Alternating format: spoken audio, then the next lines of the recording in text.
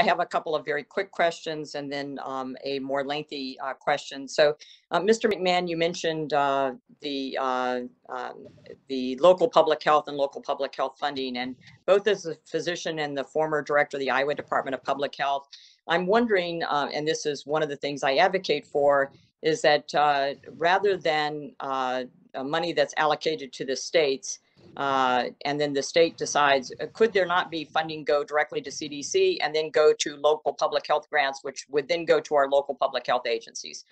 Would that not be a pathway for us to get funding to local public health agencies so they both have adequate PPE and can vaccinate?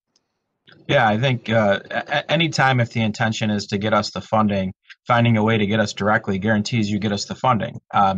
We have great relationships with our state partners, but certainly there are times where funding goes to the states and it doesn't flow back to the local governments. Yeah, I had that same conversation with my local public health agencies. And then Dr. Ezeki, do you know what the number of non-COVID related excess deaths are in the United States with the pandemic? I ask that because in San Francisco, published in January of this year, I've referred to this pandemic as life versus life.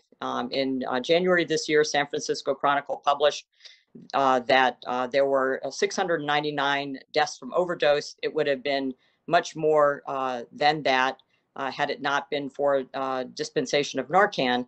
And this was 57% greater than in 2019, so vastly outstripping. And the number of COVID deaths in San Francisco at that time were 121. So do you know the number of non-COVID related excess deaths in the United States during the past year? Doctor, we have that number. I don't have it at my fingertips, but our team can get that back to you. But I think we had it was at least 20 or 30% on top of the known COVID deaths. And so we would say that those may have been some missed COVID deaths as well as other non-COVID deaths within that number. Yeah, so over the summer, I had found a figure of approaching 98,000 at the end of summer.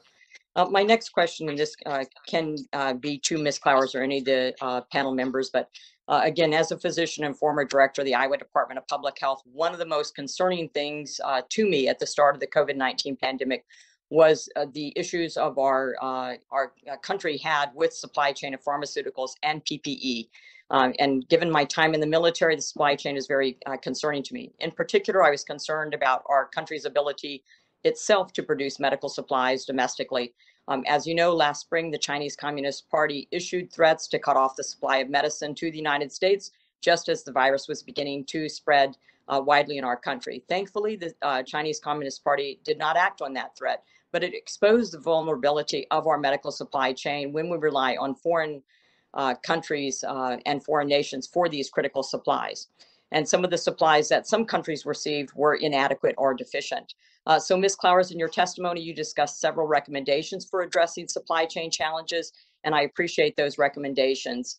What I'm asking is that what lessons can we apply to further pandemic preparedness efforts, and are there steps that we as a nation can take to ensure that we have critical medical supplies that are available domestically rather than enacting the Defense Production Act to get those supplies produced here? Yes, in addition to the recommendations that you mentioned, we do need to go back and look at our domestic supply chain as a nation in terms of how we can make it more robust, because what the pandemic illustrated is that when it started, we had an inadequate supply of supplies on hand, and the supply chain is made up of a number of players and a number of entities, and so we need to have a better understanding what everyone has and what their capabilities are. And including in that is the strategic national stockpile, and understanding what's the role that's going to play and how we were going to stock that stockpile and how we're going to manage it. Those are important policy decisions for the Congress to consider. And you also mentioned in terms of the supply chain that also we often think about PPE right now, but it's the drugs too.